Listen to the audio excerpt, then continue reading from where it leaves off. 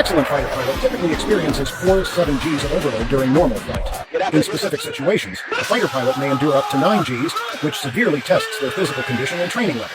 For an untrained individual, undergoing a G-force challenge might lead to immediate dizziness or fainting.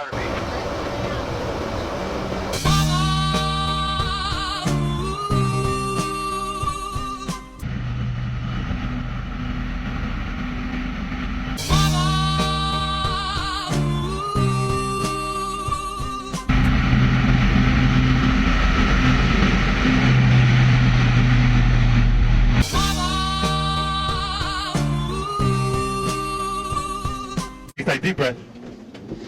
You're on top. Breathe. 1, 2, breathe. Drop the shoulders. Breathe. 1, 2, breathe.